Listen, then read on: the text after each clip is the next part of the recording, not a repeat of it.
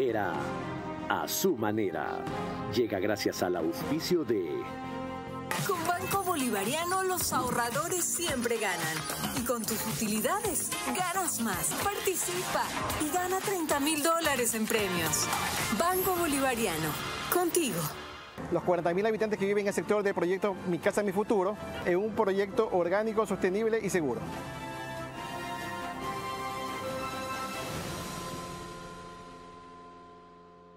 Creemos en las emociones y sueños de los ecuatorianos. Tenemos la firme convicción de que juntos podemos levantar al Ecuador. Sentimos pasión por nuestro país y por nuestra gente porque creemos en el Ecuador. Team Claro Power. Claro por el deporte.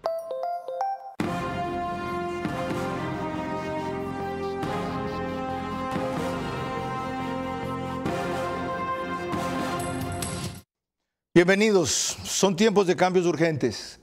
Menos mal el gobierno ha entendido aquello, pero no es lo único que debe cambiar. La Asamblea, sobre todo, la justicia, más que nada. ¿Cuáles son esos cambios urgentes? En el caso del Ejecutivo han empezado ya con una buena señal.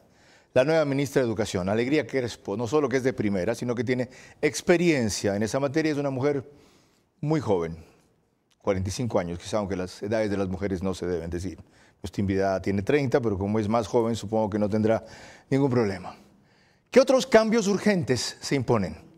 De eso le vamos a preguntar a dos invitados con experiencias distintas. Javier Segarra, 40 años en el periodismo, y Michelle Maffei, una experta en temas de seguridad, sobre todo vinculado con el crimen organizado, porque sin duda por la seguridad deben empezar los cambios.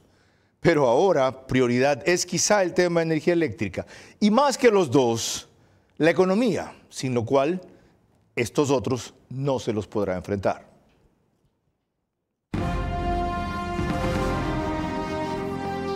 Este es Vera, a su manera. Un comunicador que desde 1975 ha sacudido la televisión con formatos y estilos polémicos, sin ocultar sus simpatías ni jactarse de objetividad, pues el periodismo de opinión siempre asume una posición.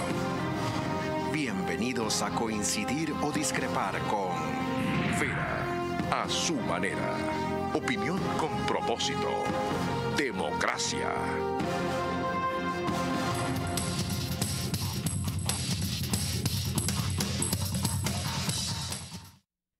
El presidente Daniel Noboa se pronunció hoy, como no lo había hecho hasta ayer, ya explícitamente sobre los resultados de la consulta.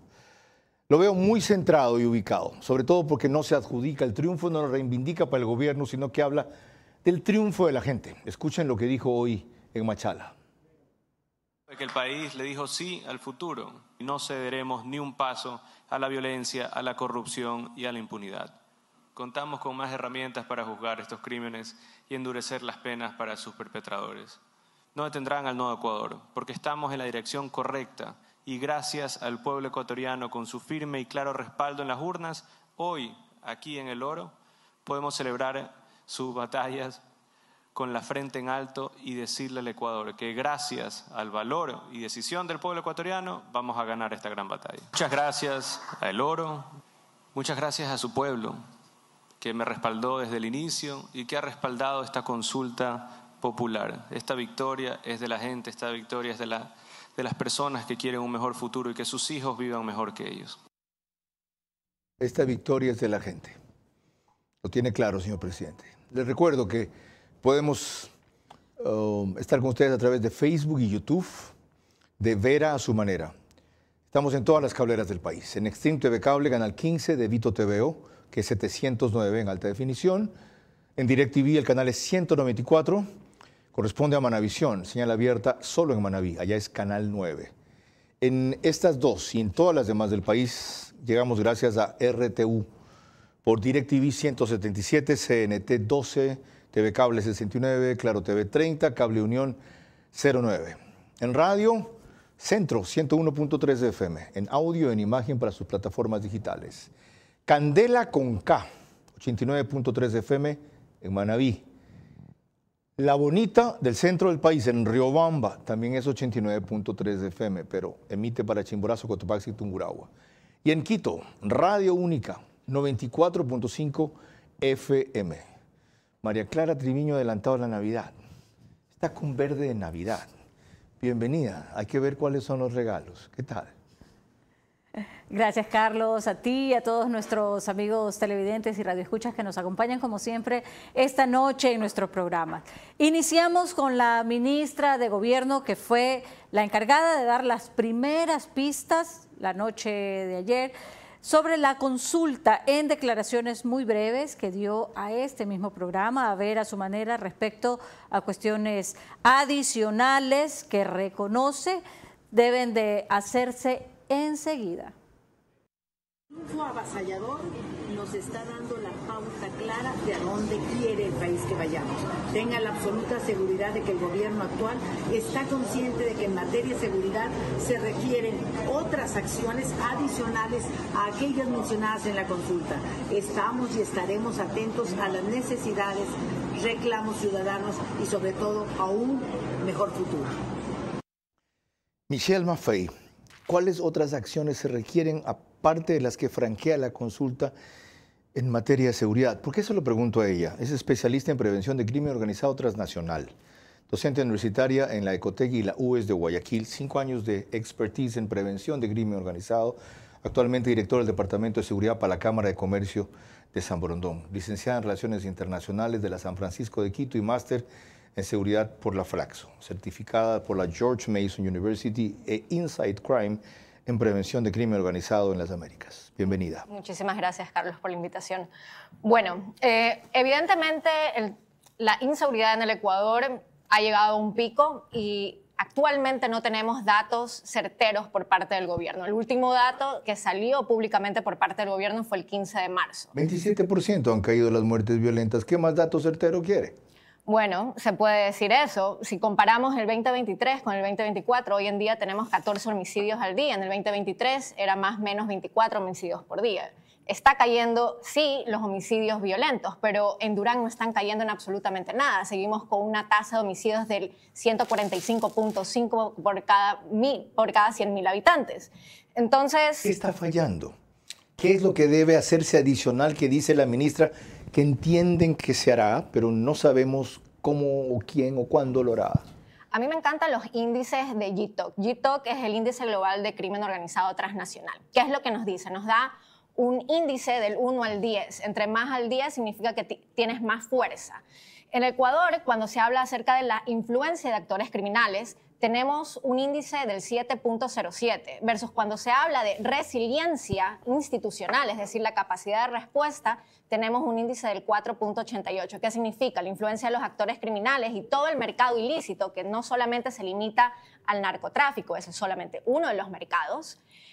¿Qué significa? Que están evidentemente doblando las capacidades de respuesta del Estado. ¿Por qué? La resiliencia, ¿cómo se construye?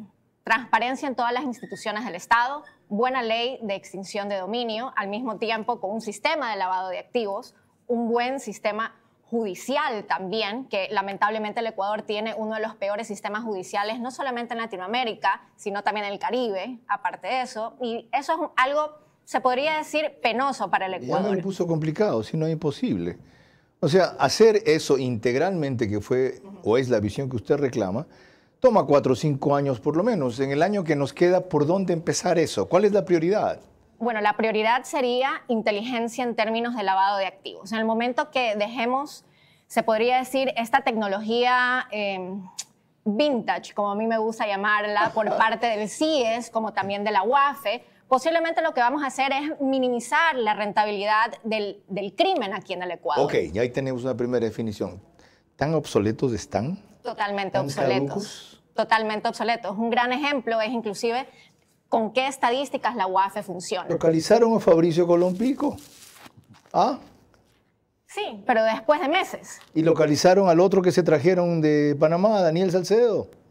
Sí, pero otra vez, en meses. Okay. Yo estoy segura que si con un grupo de mujeres vía Facebook pueden localizar a alguien en 24 horas y el Estado no es tan eficiente, evidentemente. ¿Me lo dice en serio? Sí. A ver, explíqueme cómo es eso. Bueno, hubo un caso muy particular que en menos de 24 horas detectaron un grupo de Facebook de mujeres a un hombre que se mudó dentro de Estados Unidos y en 24 horas lo tenían localizado con número de teléfono. Yo pensaba que era broma. No, no es broma. Ok, lo siguiente. Javier Segarra es un maestro del periodismo, tiene 40 años en la profesión, comenzó en Ecovisa, siguió en Teleamazonas, 7 años en Ecovisa, 14 en Teleamazonas, 20 en Telerama y es comentarista frecuente de radio I99. Con todo ese acervo de experiencia, menor que yo, aunque parece mayor porque se pinta el pelo blanco, con toda esa experiencia, ese acervo, primero, qué gusto tenerte aquí, Javier. Y segundo, ¿cómo ves tú el mismo problema de la seguridad, que es uno de los logros de la consulta, y por dónde debe empezar a hacerse lo que la ministra dijo y entiende que falta, pero no se ve? Primero agradecerte, Carlos, por la invitación. Y lo segundo es, hay que limpiar la justicia. Todo el sistema judicial de este país está podrido. A mí que no me digan que unos se salvan, que otros no. El sistema judicial en el Ecuador es caótico. Punto 1. Punto 2. Hablamos de combatir la corrupción, y la corrupción la venimos hablando, y usted, mi querido Carlos, sabe, desde hace algunos años venimos hablando de la corrupción, no solamente en los últimos gobiernos. Yo creo que desde que empezó la nueva democracia en 1979. Porque hay secretización, vino los problemas que tuvo Febles Cordero, corrupción ha habido en todos lados. ¿Cómo salvamos a este país? Cuando haya decisión política y acción para tomar esas decisiones. ¿La tiene el presidente en lo que dependa de él? ¿La ve usted? ¿Reclama algo más claro y más firme? Yo creo que más firme, más firme. Por ejemplo, hablan siempre de que se han incautado toneladas de droga. El problema no es incautar drogas, el problema es que la droga no entre al país. Ahí hay que controlar todo. No, que no entre tampoco, eso es muy imposible, que entre menos. Ok, que entre menos, pero vamos con el logro de que hemos incautado tantas toneladas, pero ¿por dónde entra? Si se captura más, ¿por qué pasa más? Correcto, entonces vamos al control de las fronteras. La otra decisión es... ¿No distrae ese control de las fronteras del hecho de que ahora le hemos asignado una responsabilidad interna a las Fuerzas Armadas que de paso tiene que cumplirla de inmediato? Controlemos el ingreso de la delincuencia organizada, pues, no solamente de la droga. Y el otro que usted proponía, que es clave, lo mencionó también Michelle, limpiar la justicia. Es que eso es complicado. Hay un proceso en marcha para concurso de jueces nuevos de la Corte Nacional. Hay un Consejo de la Judicatura reconstituido que está empezando a destituir o a sacar muy lentamente, pero muy firmemente también, a ciertos jueces y fiscales. ¿Cómo acelerar o profundizar esto? Cuando se requieren hacer los cambios, se requieren reformas profundas. Y eso yo no lo veo en este país. Una cosa es decir y otra cosa es hacer. Usted se le recordará cuando la Corte cambiaba de jueces con un sistema que funcionó en la época de Estarella, si no me equivoco. Correcto. Y era viable. Pero hoy en día, mire la cantidad de jueces y fiscales, Carlos, que están metidos en Lo único que han logrado cambiar son reglamentos de los concursos, por ejemplo, y cabezas de los que dirigen, pero no la reforma judicial. Ahora, la de fondo. No es periodo para emprender eso. Pero ¿y entonces qué hacemos? Pues? Ok. Con esa pregunta vamos a volver en breve, María Clara. Ahora vamos a ir a un corte. En el próximo bloque estaremos analizando y revisando más elementos que nos ayuden a definir los cambios urgentes que necesitamos. Los cambios urgentes son en parte del equipo y también del rumbo. Se necesitan personas con honradez y experiencia, pero a la vez que la meta sea recuperación económica. La reelección será entonces consecuencia de eso, no obsesión sin base. Creemos en las emociones y sueños de los ecuatorianos. Tenemos la firme convicción de que juntos podemos levantar al Ecuador. Sentimos pasión por nuestro país y por nuestra gente porque creemos en el Ecuador. Team Claro Power. Claro por el deporte.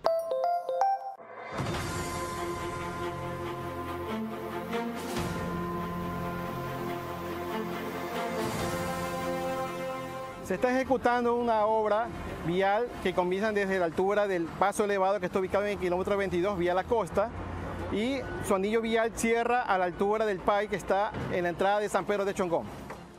La vía contempla carriles en varias etapas porque la vía de tramo principal contempla 3 carriles y la vía de tramo lateral contempla 2 carriles. Las vías de conexión son también de 3 carriles.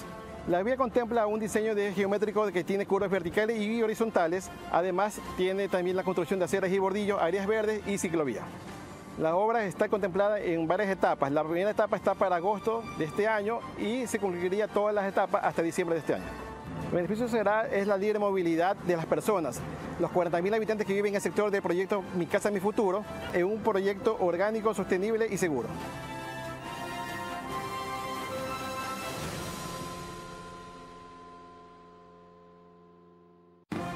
Vera a su manera, crítico e independiente.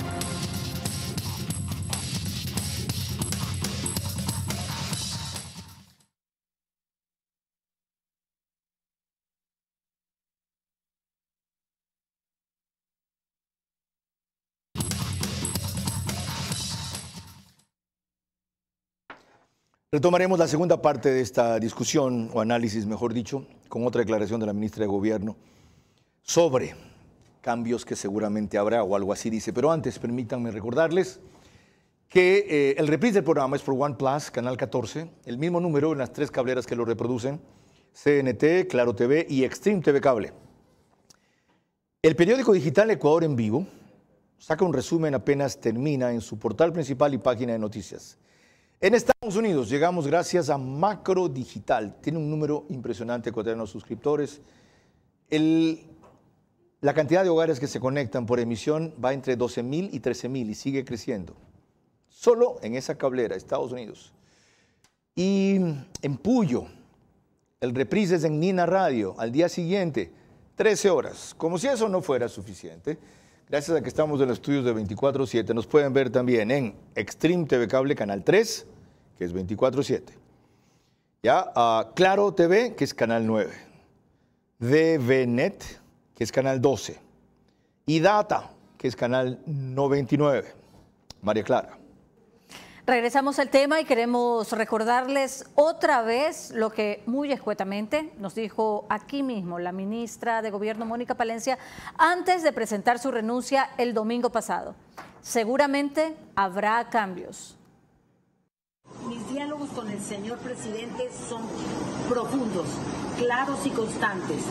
No es ahora que yo voy a hacer propuestas a él, además él es un planificador profesional.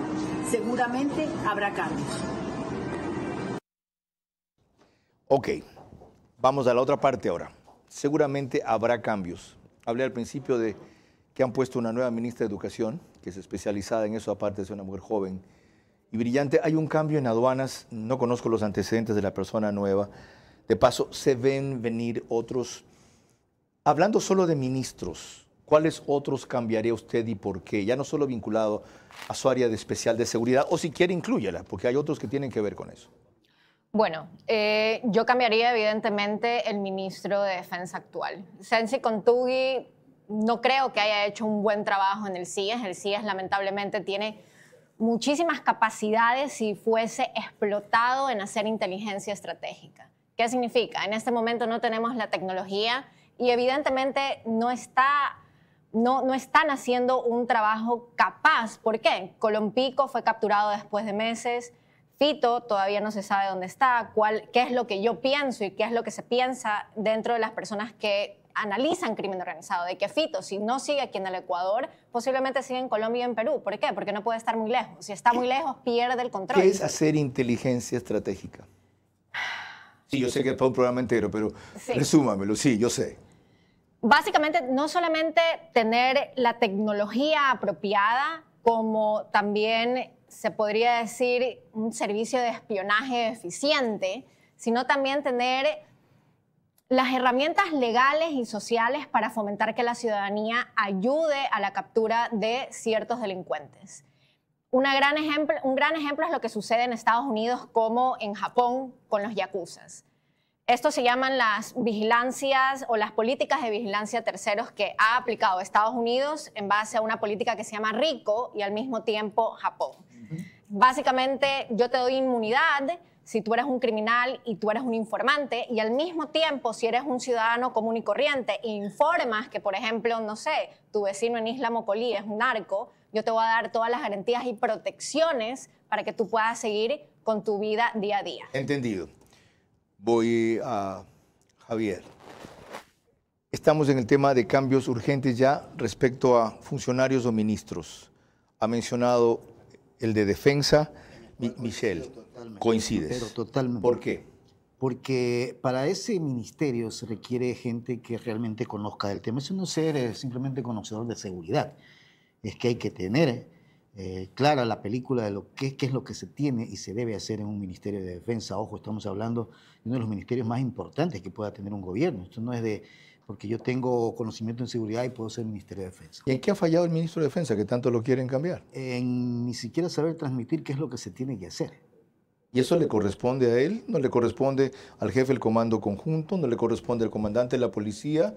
¿A los jefes de ramas? Cuando tienes a un ministro de defensa que tiene una articulación con los jefes del comando conjunto, entonces articulas bien la política que debes anunciar como ministro. Otra cosa es que las Fuerzas Armadas o la propia policía, en caso del Ministerio de Gobierno, pero las Fuerzas Armadas hagan su trabajo, pero para eso debe haber un lineamiento, Carlos. Si no lo hay, entonces, ¿qué hacemos? Sigamos con el gabinete. ¿Quién más cambiarías prioritariamente y por qué? A Roberto Izurieta. Pero si no ha habido una estrategia comunicacional para el tema de la consulta, me va a decir que sí. Dos preguntas que nadie se las pudo sacar de encima. ¿Qué comunicación hay? ¿Qué estrategia comunicacional hicieron para ese tema que tanto planteaban en la Se centraron en discursos del presidente y se acabó la historia. Ahí faltaron los socios de esas dos preguntas. Lo señalabas, Carlos, bien. Cámaras de la producción. Yo de las cámaras hacía un comunicado en cuanto al trabajo por horas. Por lo menos, ¿verdad? Por lo menos. ¿Para comenzar? Para comenzar. Si no, una campaña. Ok. Vamos a seguir en la misma línea, pero antes hay una contribución a esto, María Clara. Veremos que el analista Arturo Moscoso, en entrevista para Democracia TV, se queja de que el gobierno es muy opaco a la hora de dar definiciones y señales respecto a dónde ir, especialmente ahora que comienza su etapa segunda y final. Y siempre es un poco opaco, el brumoso, el tema de saber qué exactamente piensa el presidente, qué exactamente piensa hacer el gobierno en general con los diferentes retos que se le ponen al frente. Y quizá esa sea una estrategia, ¿no? Quizás es una estrategia que aparentemente hasta ahora le ha servido porque el presidente sigue contando, el presidente del gobierno sigue contando con altos niveles de popularidad y de credibilidad. Con las condiciones como están ahora, luego del rompimiento con el correísmo y con Construye, no sé cómo vaya a manejarse el gobierno frente a una asamblea que aparentemente estará en oposición. Decía Arturo Moscoso que la estrategia del gobierno comunicacionalmente ha sido opaca y que no tiene muy claro las redefiniciones o los rumbos, pero a la vez él quería reconocer allí una estrategia. Él dice que están apalancados en la popularidad del presidente, y por lo visto ha funcionado con 64-65%, enfrentó la consulta y como coincidencia los niveles de aprobación en las preguntas que tienen sí 9 van por allí. Entonces, ¿es correcto aquello? Lo que le dijeron los ecuatorianos en la consulta es que queremos más seguridad, queremos vivir en paz. Eso es lo que le dijeron los ecuatorianos. El triunfo no es ni del gobierno ni de ningún otro partido político. Pero no están aprobando indirectamente la gestión. No, la gestión no, la política de la inseguridad. Puede ser, pero entonces vuelvo al tema. Una cosa es decir y otra cosa es hacer. Bueno, con esas 9 preguntas tomemos acciones inmediatas. ¿Que requieren algunas de la Asamblea? Bueno, también entremos a negociar o a conversar, ¿sí? Pero hay que tomar acciones, Carlos. De lo contrario, usted, yo y ella vamos a seguir hablando de lo mismo de aquí a 5 años. Michelle, hemos hablado de algunos cambios de ministros. Deberá haber otros cambios de funcionarios. Hábleme ahora de cambios de enfoque, de concepto, más allá del que usted ha planteado respecto a seguridad. ¿Cómo debe cambiar la visión del gobierno en este segundo periodo? Bueno, a mí me gustaría mucho un poco de transparencia, no transparencia en el sentido de dar los planes de seguridad específicamente, pero tener una ruta que se pueda decir a la ciudadanía. Si no incluyen a la ciudadanía, va a pasar exactamente lo mismo que sucedió con la guerra contra las drogas en México. México inició con 30 cárteles, terminó con 350. ¿Qué significa? Tuvo un efecto totalmente inesperado y contraintuitivo a una estrategia conservadora y unilateral por parte del gobierno mexicano, conjunto con la cooperación de Estados Unidos. Es decir, la militarización de la seguridad es un error. Totalmente. Por lo menos en México. Aquí también es un error. Es muy pronto para evaluar eso y decirlo tan categóricamente. El problema es que no es la militarización como tal, el problema es, aparte de la militarización, ¿qué se está haciendo? Por ejemplo, estamos viendo que en efecto durante el estado de excepción bajaron los homicidios violentos porque estuvieron llevando a la prisión a 11,000 personas. De esas, más o menos... No las llevaron a prisión a 11,000, detuvieron. Las detuvieron, se podría decir. Bueno, hubiera sido que los lleven si todos eran culpables. Pero no. más 2% menos, tuvieron procesos apenas. Y de esos 2% eran terroristas o eran parte de esta 22 banda. apenas acusados de terrorismo, 30 por ahí. Es decir, ¿qué está fallando ahí, Michelle?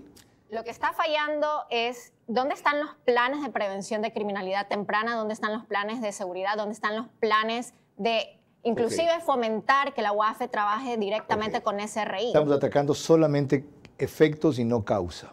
Lo que nosotros estamos haciendo principalmente es... efectos y no causa. Estamos siendo, se podría decir, no estratégicos contra el crimen organizado, sino que estamos siendo totalmente reactivos, que es un común denominador dentro del Estado ecuatoriano. Eso es cierto, pero ¿sabe qué es lo que usted está haciendo? Coménteme. Exigiendo el gobierno perfecto. Es una república imperfecta. Que no es ni una democracia. Exacto. Esto no es un Estado de derecho, es un Estado torcido. Y usted pide que procedan como si estuviéramos en Suecia. ¿Qué si yo le digo con 2 políticas públicas esto podría mejorar? Ok, las tratamos luego. ¿Ya? Me encanta ese optimismo y esa vehemencia y esa convicción. Vamos a otra joven, porque lo sigue siendo. María Paula Romo, doctora, bienvenida, gracias por conectarse. La pregunta sobre el contrato por horas, que tanta polémica ha generado, fue rechazada por el gobierno, pero la incorporó, propuesta por ustedes, no estaba en los planes originales. ¿Por qué no se activó Construye de una manera mucho más frecuente, impulsándola? ¿Y a qué atribuyen ese tema la derrota? Hola Carlos, buenas noches, gracias por la invitación. En efecto, el Movimiento Construye propuso no una, sino 3 preguntas que se recogieron en la consulta popular. La una, la extradición de las cabezas criminales, la extinción de dominio, la segunda, y la tercera, el contrato por horas. Esta pregunta, la del contrato por horas y plazo fijo, no recibió el mismo respaldo que las otras 2 preguntas y lo atribuimos a una campaña, a un debate que no pudo transmitir todas las ventajas que ofrece modernizar el régimen laboral en el Ecuador. Para nosotros eso no significa que el debate deba detenerse. Hay que seguir explorando mecanismos para conseguir empleo en el país. El empleo es un problema muy grave. El régimen laboral antiguo, anticuado, rígido, es uno de los obstáculos para lograrlo y se tiene que seguir trabajando en este sentido. Vamos a la política ahora. Doctora Romo, ¿por qué han sostenido ustedes que es una disposición, una orden prácticamente, la que el presidente del TCE, Tribunal Contencioso Electoral, ha recibido, el doctor Ángel Torres, del presidente de la República para fallar en contra de que se mantenga en el registro electoral a Construye? El juez Ángel Torres ha decidido en primera instancia la cancelación de Construye.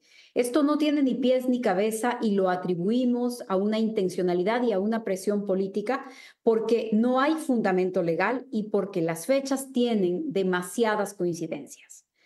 A nadie se le había ocurrido, nadie había sugerido la cancelación de un movimiento con un resultado electoral tan importante como el de Construye en las elecciones pasadas.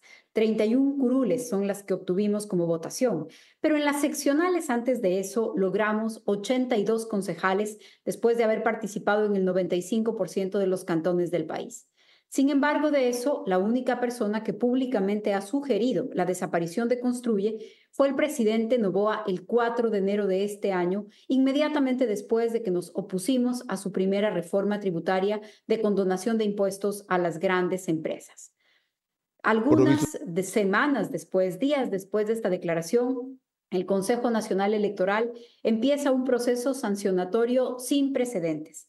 Y este proceso se convierte en una denuncia ante el Tribunal Contencioso Electoral, 2 días después de que el movimiento Construye haya prendido todas las alertas porque pretendían reformar el COIP en ese acuerdo de impunidad que hizo que en la Comisión de Justicia aprueben unánimemente nuevas causales de revisión y la posibilidad de que los legisladores accedan a investigaciones de fiscalía. Justo 2 días después de eso, la señora Tamaint denuncia ante el TCE una infracción que jamás el Consejo Nacional Electoral pudo haber denunciado, que no se configura, que no está presente en la ley. Esto y una serie de coincidencias que vamos a seguir anunciando conforme las verifiquemos van a demostrar que el gobierno está detrás de las presiones para cancelar a Construye. Confiamos en que jueces que hagan su labor de manera correcta en la apelación revoquen esta decisión. Gracias, doctora Romo. Disculpe la interrupción, pensé que había terminado y por eso hace un rato un breve corte. Vuelvo para una tercera inquietud. Su relación del hecho en esta segunda parte ha sido detallada y por lo visto coincidencias en pascuales, como dicen popularmente, o piensa mal y acertarás en política. En vista de esto último, de las diferencias ideológicas, políticas e intereses electorales, inclusive que ustedes tienen con miras al 2025, veo que serán imposibles convergencias constantes como las que a veces tenían en la Asamblea. ¿Qué esfuerzos van a hacer porque por lo menos las que tuvieron respecto a los 9 temas que fueron aprobados en la consulta se cumplan armónicamente? En la Asamblea, la bancada del Movimiento Construye mantendrá la misma posición que ha tenido desde el primer día que llegamos al Legislativo. Lo que sea bueno para el país va a tener nuestro respaldo. No es el gobierno, sino el Ecuador el que puede contar con nosotros. Nuestra posición no ha cambiado y no va a cambiar. Nuestro compromiso está ahí. Nosotros no nos enteramos hace 15 días quién era Jorge Glass o que tenía una sentencia o que había salido de la cárcel de manera ilegal. Es lo que vinimos diciendo incluso cuando nos acusaron de radicales al advertirle al gobierno que no debía aliarse con los socios de Glass y de Ronnie Aliaga. El tiempo nos ha dado la razón. Nosotros mantendremos nuestro compromiso con el país, respaldando todo lo que sea bueno para el Ecuador. Bien, al margen de esas definiciones, Javier Segarra, la experiencia nos dice que una cosa es lo que se anuncia, otra cosa lo que se hace. Esto tiene que ver con gobernabilidad. ¿Cómo debe cambiar la actitud del gobierno respecto a las fuerzas políticas que apoyándolo, como ha hecho Construye varias veces, o estando favorable al sí, aunque no en la magnitud que esperábamos, se sigue chocando y bronqueando? Cuando rompes esas alianzas, como se ha roto con el Partido Social Cristiano y con los correístas, a este joven presidente habrá que ver qué reacción va a tener, porque no tiene experiencia política para temas tan delicados como esos. Es decir, podríamos esperar una posición en la que nos pueda sorprender. Hasta ahora, Daniel Noboa, presidente de la República, ha sorprendido a los ecuatorianos. Sí. En 5 meses ha hecho cosas que ningún otro gobierno hizo. Entonces esperemos a ver qué pasa, porque para él suena fácil decir chao social cristiano, chao correísta, chao Construye, políticamente hablando. ¿Con qué sorpresa nos puede dar? ¿Quién quita que en el tema del trabajo por horas pueda tener un as bajo la manga? ¿Quién quita que en el arbitraje internacional que se planteó en la pregunta tenga un as bajo la manga? Y en la defensa inclusive que vamos a hacer en la Corte Internacional de Justicia. Y entonces hay que ver qué nos trae. Okay. El presidente no va a dar sorpresas a veces. Para eso es clave quién vaya a manejar la política en el Ministerio de Gobierno. ¿Cuál es el perfil que se necesita? Ya que pasan a Mónica Palencia al interior, que va a ocuparse más de sus temas de especialidad, que son seguridad. No digo quién, cuál. ¿Qué perfil hay ahora? Bueno, en el Ministerio de Defensa, lo que necesitamos es alguien que evidentemente entienda cuál es la diferencia entre seguridad interna y seguridad externa. En defensa, ¿un militar en servicio pasivo? No necesariamente, al revés, los militares, civil? Sí. ¿Una Michelle Bachelet, como fue un rato ministra de Defensa en Chile? No necesariamente, pero ¿por qué un civil? Porque lamentablemente la doctrina militar aquí en el Ecuador sigue pensando como si estuviésemos en los años 80 en plena Guerra Fría. ¿Qué significa? La amenaza externa solamente puede ser un país que invada la soberanía de tu país. No toma en consideración qué pasa si la FARC viene o un grupo que no es estatal. Estamos muy desactualizados en eso. Ok, ahora me dijo el perfil de defensa. Yo le preguntaba el perfil de gobierno, que tiene que ver con gobernabilidad. ¿Quién es? ¿Un armonizador un componedor o un fouché? No necesariamente. Para el Ministerio de Gobierno, en cambio, lo que necesitas es alguien que entienda cómo se hace gobernabilidad y cómo se hace de verdad un Estado que tenga legitimidad como tal y legibilidad. ¿Con la Asamblea o con las fuerzas vivas? Ya no hay aquí. Los sectores sociales que les llaman ahora, con los sindicatos, con los empresarios, con las ONGs que tan subestimadas están y hacen un trabajo de hormiga tan impresionante. Bueno, las ONGs evidentemente hacen un trabajo de hormiga. ¿Por qué? Porque la UNODC, por ejemplo, que es una agencia especializada de la ONU, saben exactamente dónde están todos los laboratorios de coca en Santa Elena como en Los Ríos. Pero ¿qué se ha hecho contra esos laboratorios de coca? Entonces, vuelvo a reiterar, a mí me gustó y siempre inicio mis intervenciones con G-Talk, pero ¿qué es lo que nos dice G-Talk? Lamentablemente nosotros no tenemos capital político, tenemos todos los mecanismos, tenemos todas las recomendaciones, tenemos cooperación internacional que financia el combate contra el crimen organizado, pero no operativizamos. Ok, en lo siguiente no quiero ser peyorativo, sino generacional, etario. Usted siendo tan joven conoce la historia, ¿ya? Pero los dos somos de otra época y por eso me voy a referir a nuestra época y los ejemplos. ¿A usted le suena a Luis Robles Plaza? Para nada. ¿Ya ve? ¿A usted le suena a Carlos Fero Blum? Para nada. Bueno, qué bueno. Porque esos fueron dos ministros de gobierno históricos en este país. Carlos Fero Blum lo fue de Jaime Roldós y luego de Osvaldo Hurtado. Y Luis Robles Plaza lo fue de León Febres Cordero cuando ni siquiera estaba en gestación, Michelle, 1986. Y los dos eran el político clásico viejo, generacionalmente también, hábil, brillante, gestionador, cabildeador, pero sobre todo el uno confrontador, el otro conciliador. ¿Alguien así en este momento histórico, sin decir nombres, Javier? Si al gobierno le faltó estrategia comunicacional, le falta estrategia política. Y hoy en día, Carlos, es difícil encontrar a un Luis Robles Plaza, encontrar a un Carlos Fero Blum. Es complicado porque los que intentaron y más o menos tenían esa visión desde el punto de vista político fracasaron. No solamente es abrir el puente hacia la Asamblea, a los otros sectores que también son importantes. Yo no quiero mencionar nombres, sin duda, como tú dices, perdonen el tuteo, con Javier somos colegas y viejos amigos o amigos viejos, las dos cosas nos quedan. Iguales no hay, pero equivalentes sí, Javier. ¿Quién? No me hagas mencionarlos a mí, va a decir que estoy promocionando gente. Yo no tengo nombres, Carlos, en este país por una sola razón. No hay esa transparencia que sí la tuvieron aquellos dos personajes que tú lo nombraste. Ya. Michelle, sin decir nombres, ¿usted se jugaría, Daniel Noboa, que ha sido tan preferente con los jóvenes, por alguien tan joven como ustedes de 30, 40 años? Totalmente, más vale la experiencia que esa persona pueda tener. Mi gran amigo Tucídides menciona la historia se repite. ¿Qué significa?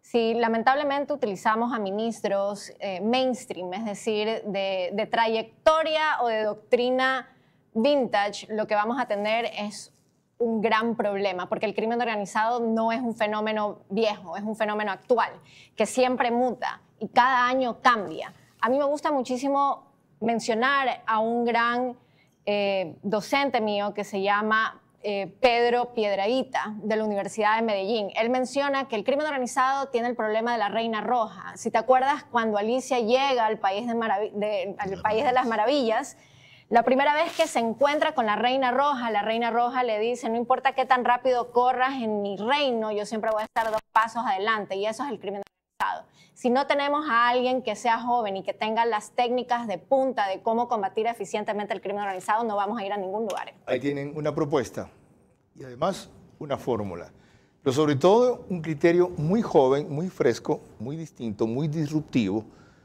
y sobre todo con mucho fundamento, porque yo he estudiado bastante el fenómeno, de los que se manejan generalmente. Y me recuerda a un invitado reciente que tuve en Veraz, especialista en el tema también, Luis de Guzmán.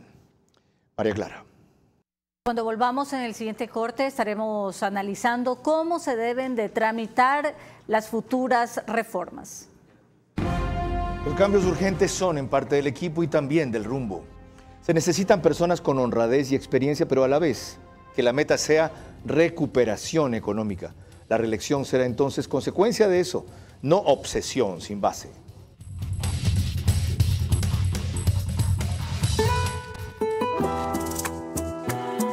Café La Mula Ciega.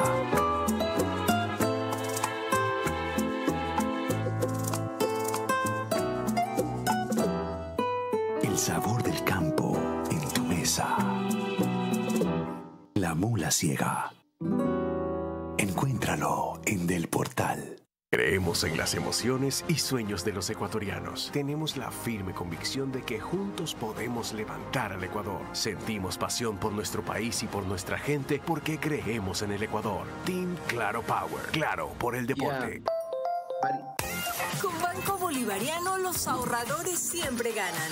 Y con tus utilidades ganas más. Abre desde $500 un certificado de depósito online a una excelente tasa. Participa y gana $30.000 en premios. Banco Bolivariano, contigo. Vera a su manera. Crítico e independiente. Necesito que me confirmen que está Ramiro Rivera vía Zoom también. Antes, permítanme anunciarles que con un especialista en terrorismo y crimen organizado hablaremos toda la hora el día jueves. Es un visitante internacional. ¿Cómo se llama? Paulette Umayer es el apellido. Lo trae la Cofradía de la Perla. Tiene una presentación el jueves en la US Umayer. Joseph Umayer. Ya. Lo que tratamos, en cambio, es... ¿y tú? ¿De qué te ríes allá atrás? ¿De qué es la fiesta? Cuéntame, para yo reírme también. Pero dale, guacho, sin miedo, nadie te va a votar. Ok, es que mi camarógrafo atrás está que festeja y me desconcentra porque lo veo a él, no lo veo a la cámara. Joseph Umayer, aquí el día jueves. Mañana tratamos el tema de inseguridad que tanto ha tocado aquí Michelle, con Santiago Garrido y otra invitada o invitado sorpresa. Y como es sorpresa, no se los puedo decir. El viernes el invitado es... por segunda vez el presidente del Consejo Directivo del IES, Eduardo Peña Hurtado. Ahora, me confirman, ¿Ramiro Rivera está listo? Ok, doctor, bienvenido. ¿Por qué los viejos como usted y yo nos echamos al hombro grandes causas como las que acaban de pasar en la consulta, usted más que yo, por supuesto, y los jóvenes que son decisivos en estos temas a favor del sí, no han militado? Carlos, muy buenas noches. Porque nuestra generación soñó con un país mejor, porque teníamos referentes doctrinarios por una vida más humana. 40 y pico años después, el mundo cambió. Estamos hoy en un mundo más digitalizado, donde la política ha entrado al descrédito, donde se ha normalizado la corrupción, donde tiene una enorme influencia en la vida de la gente la fugacidad y la transitoriedad o la liquidez de las redes sociales, donde usted no puede identificar cuál narrativa corresponde a la verdad o cuál es falsa, de tal manera que ese voto por el no en los dos temas se pueden deber a distintas circunstancias. Pero un elemento adicional, ese no al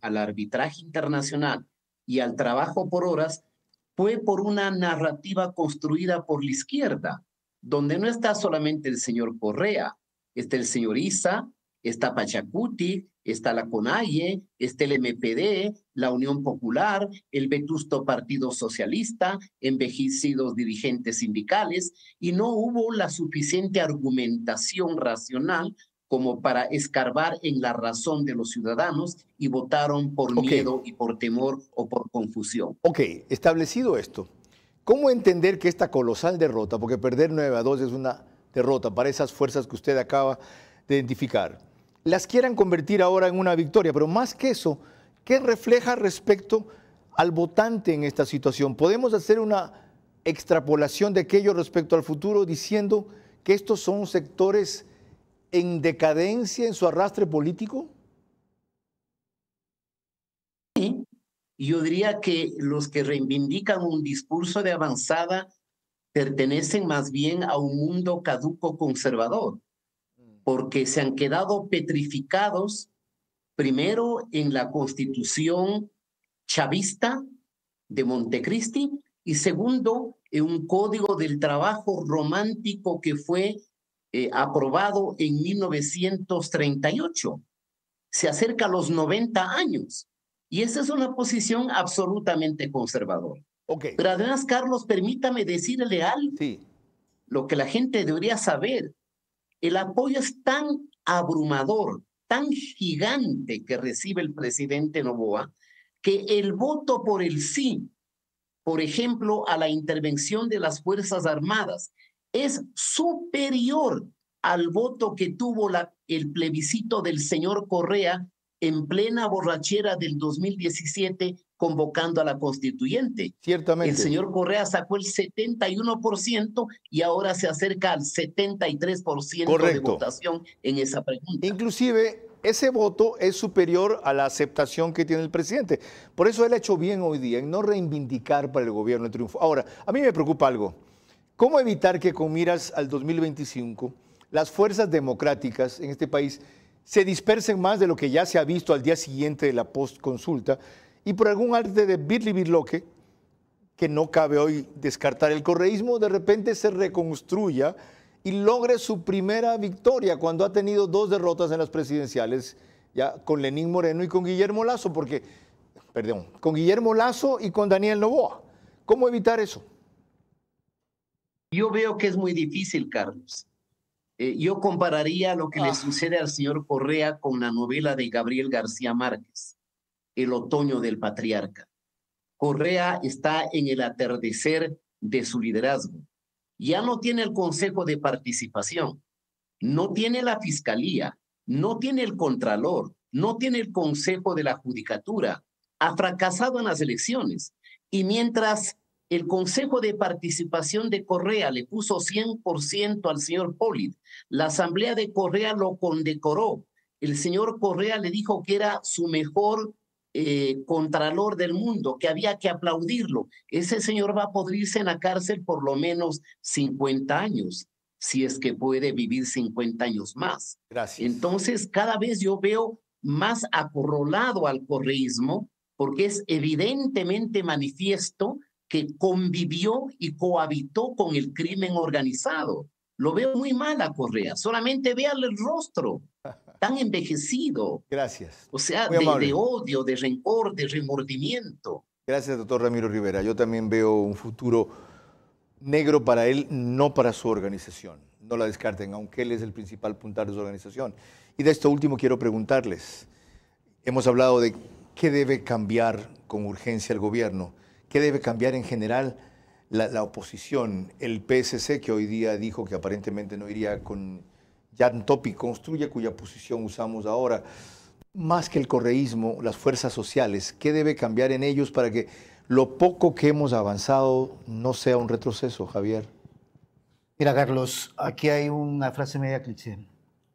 Los partidos políticos deben dejar a un lado sus intereses por sobre los intereses de los ecuatorianos. ¿Cómo hacer que entiendan eso? Bueno, cambiemos esa clase política vieja, que son los famosos titiriteros que han manejado este país. Se impone un proceso de renovación en todos. Totalmente, pero con otra visión de la política para servir y no para servirse. Punto 1. Y punto 2, generemos gobernabilidad y sobre todo institucionalidad que hay que recuperar en el Ecuador. Michelle, la oposición, ¿cómo debe replantearse para hacer el rol que tanto están reclamando los jóvenes, que en parte representa a Daniel Noboa, pero que en otra parte ha dejado?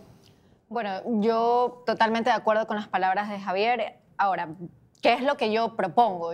Tener una asamblea que evidentemente deje de estar politizándose tanto, dejen de tomar decisiones en base a su partido político, porque los partidos políticos van y vienen aquí en el Ecuador, porque no tenemos en realidad partidos políticos. Lo que nosotros tenemos máximo son movimientos o odas a un líder. Una asamblea que milite por causas más que por cosas o personas. Totalmente. Y en efecto, en Estados Unidos es mucho más fácil porque es bipartidista. Aquí nosotros tenemos como 10.000 partidos para una población de 17 millones. ¿Y la causa número 1 para los jóvenes es cuál? Tener oportunidades y al mismo tiempo que la gente deje de normalizar la corrupción estructurada que tenemos aquí en el Ecuador. Nosotros hemos normalizado la corrupción y es por eso que los partidos políticos son altamente politizados y por eso no hay una cartera o una agenda política de Estado. Hay una agenda política de partidos, evidentemente. Lo está diciendo una profesional de 30 años. Y están coincidiendo en ese punto con un profesional que tiene 40 años de ejercicio del periodismo. Qué conjunción tan valiosa. Ojalá hubiese con más frecuencia esa brecha generacional rota, unida por el puente que ellos acaban de tender. María Clara. Ya en la parte final de nuestro programa, mis preguntas para nuestros invitados centrales, sus últimas reflexiones y el comentario de nuestro director Carlos Vera. Los cambios urgentes son en parte del equipo y también del rumbo. Se necesitan personas con honradez y experiencia, pero a la vez que la meta sea recuperación económica. La reelección será entonces consecuencia de eso, no de obsesión sin base. Creemos en las emociones y sueños de los ecuatorianos. Tenemos la firme convicción de que juntos podemos levantar al Ecuador. Sentimos pasión por nuestro país y por nuestra gente porque creemos en el Ecuador. Team Claro Power. Claro por el deporte.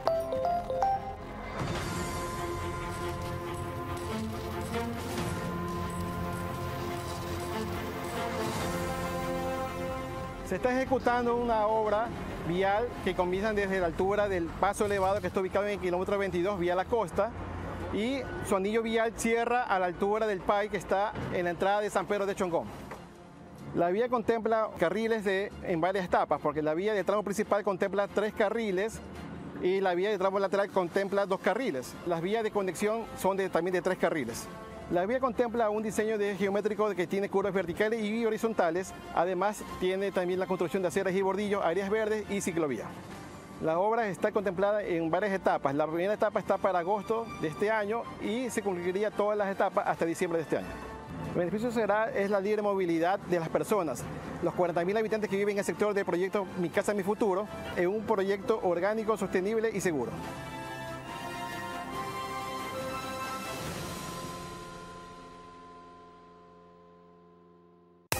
Con Banco Bolivariano los ahorradores siempre ganan. Y con tus utilidades, ganas más.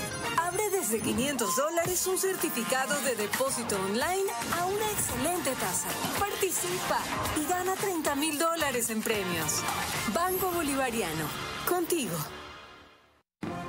Vera a su manera, crítico e independiente.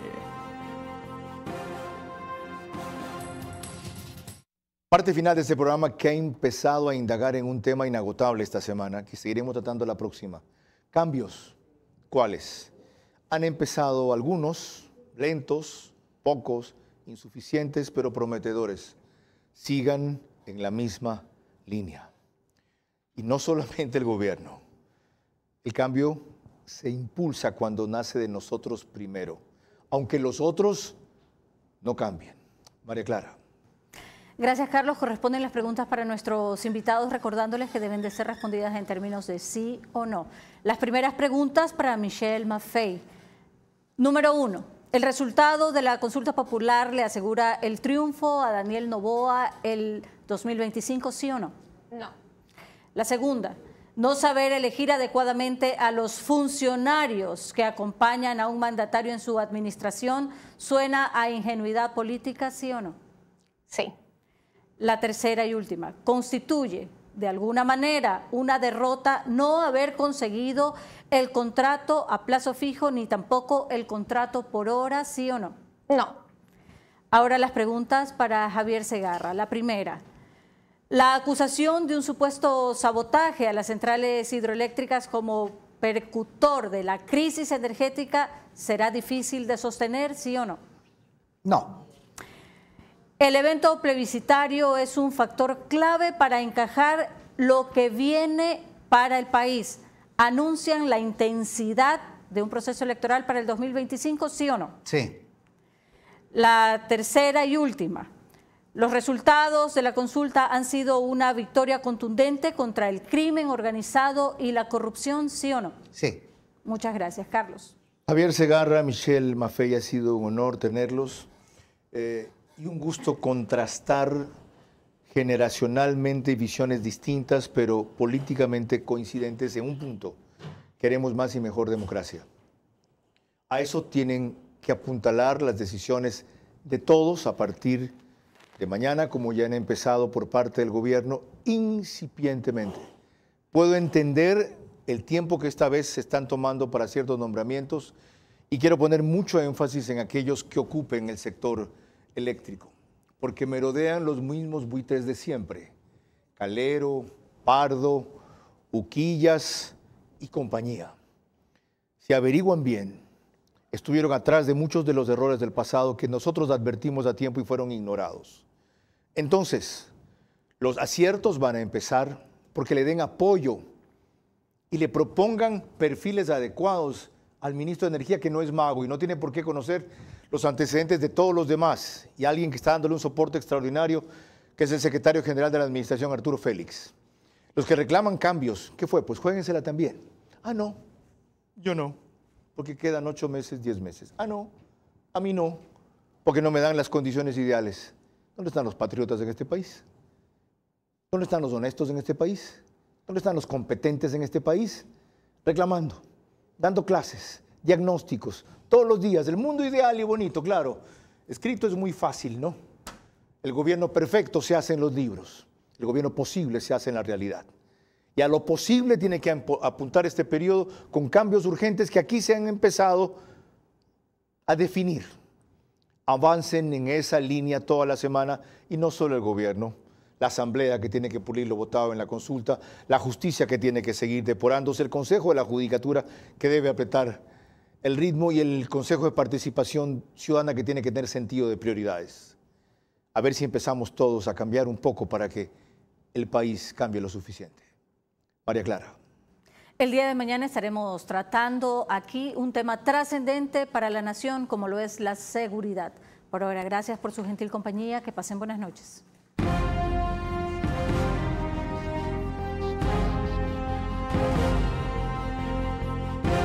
Vera a su manera. Llegó gracias al auspicio de... Con Banco Bolivariano los ahorradores siempre ganan. Y con tus utilidades ganas más. Participa y gana $30.000 en premios. Banco Bolivariano, contigo. Los 40.000 habitantes que viven en el sector del proyecto Mi Casa, Mi Futuro, en un proyecto orgánico, sostenible y seguro.